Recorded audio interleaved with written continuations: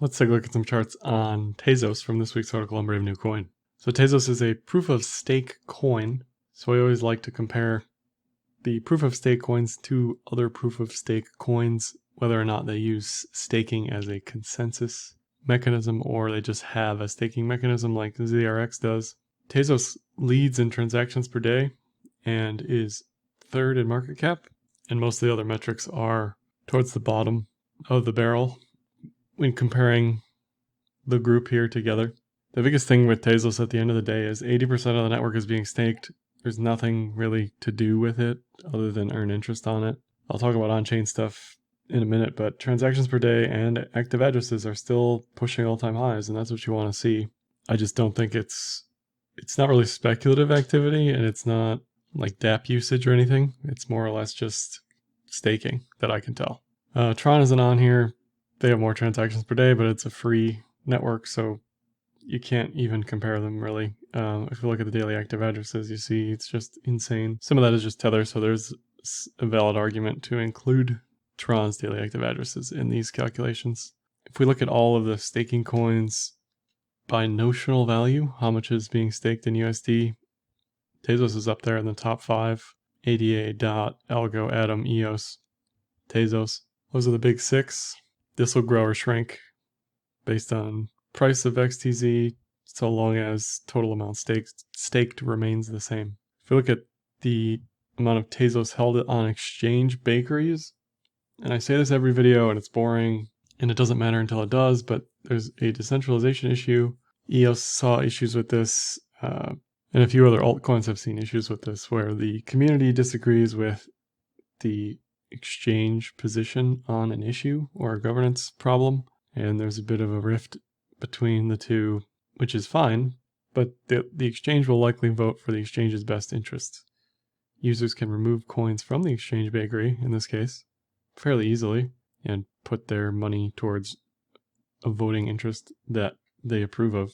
But there's always that concern to take into account.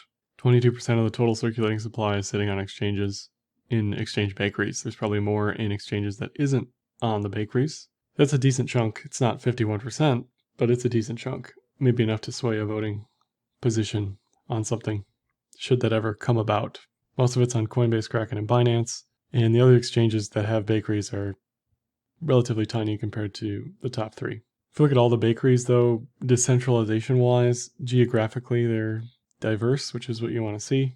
Most of the top bakeries are not exchanges based on staking yield. So this is all good because it promotes decentralization. It promotes the incentives for not keeping your tokens on an exchange, which helps remove sell pressure over the long term. So although I harp on the exchange bakeries, big picture wise, I think Tezos is probably fine in the decentralization realm. If we look at transactions per day, a few months ago they were close to all-time highs. Then there was a big fee issue that may have dampened any of that. I'm still not sure what happened here. I don't think this was a spam attack or people testing something. I'm not really sure what was going on there. Since then, though, transactions per day are at multi-month lows, which makes sense for price. Prices declined pretty hard over the past few months. Fees have come back down. They do have another amendment coming called DeFi, which should help alleviate rising fees over the long term. And based on my understanding of the voting for that amendment, it looks like it will pass pretty easily. Here's active addresses, and again, they're just pushing all-time highs, right? That's bullish for any chain in a vacuum. The question is, how much of this is just staking? People like me, right, who just hold Tezos, stake it, don't really care.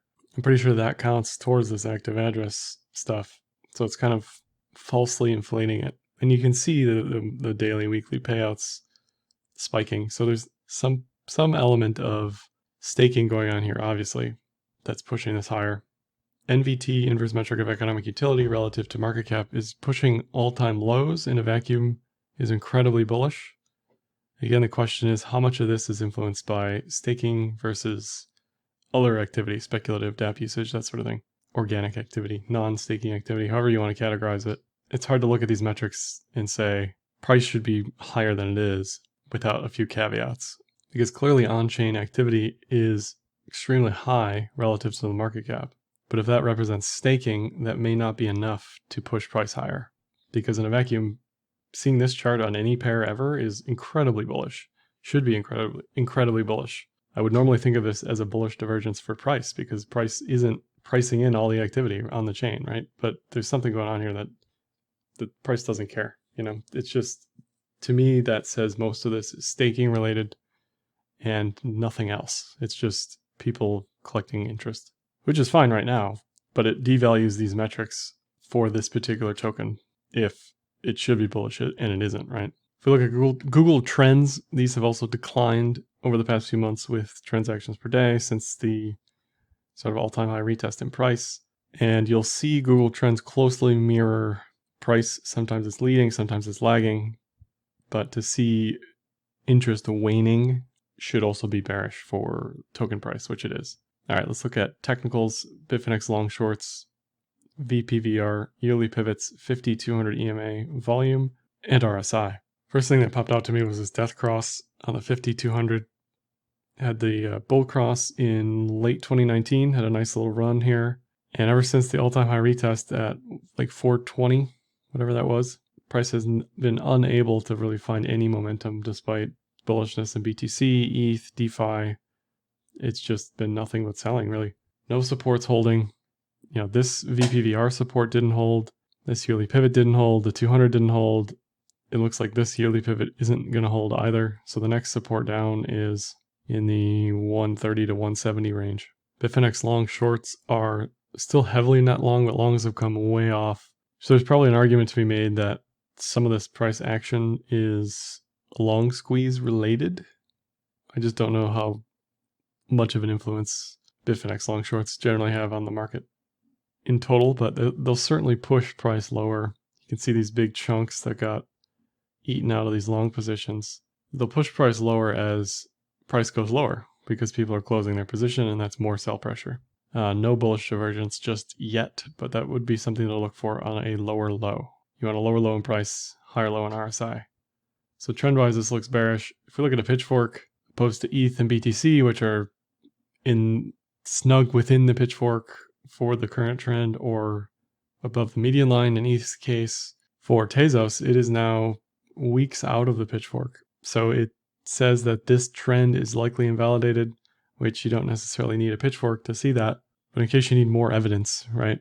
Even Link, Link bounced in March and it went away to the upside of the pitchfork. Tezos has just been unable to maintain anything bullish trend-wise. Cloud, same story. About as bearish as you can get. There's a decent separation between the TK lines here and a decently sized long flat Kumo. Similar to post-March, how we got this level here, and it acted as a magnet for price. That is a potential upside target if there are no more lower lows. If there are more lower lows, all this stuff just keeps moving down, and the probability of a mean reversion to 320 decreases dramatically, but that would be something to watch for. If the $2 level can hold, 320 becomes a likely target over the next few weeks. Then lastly, looking at Tezos BTC, it's just a very sad story here. Kind of looks like LTC BTC, EOS BTC, most alt BTC pairs, just complete meltdown, breaking all supports, breaking the 20K Sats support, breaking the 17K Sats yearly pivot, bearish death cross here a few weeks ago, and it's down 25% since then. Really, there's no more support until 10, 13K Sats. I really doubt this goes much, much further, just because there's a bullish divergence here.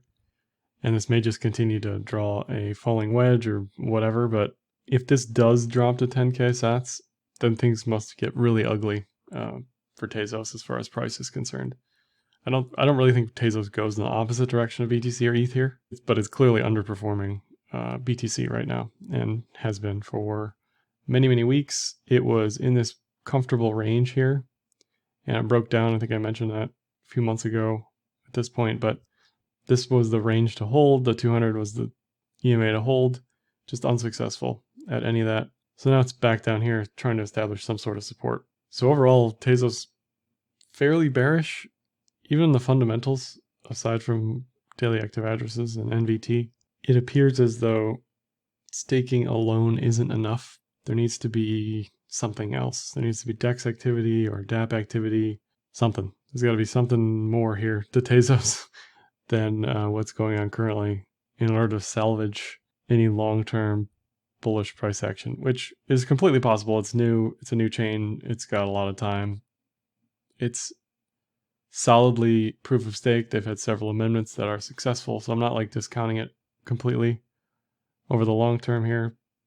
But as it stands now, it's definitely got some catching up to do.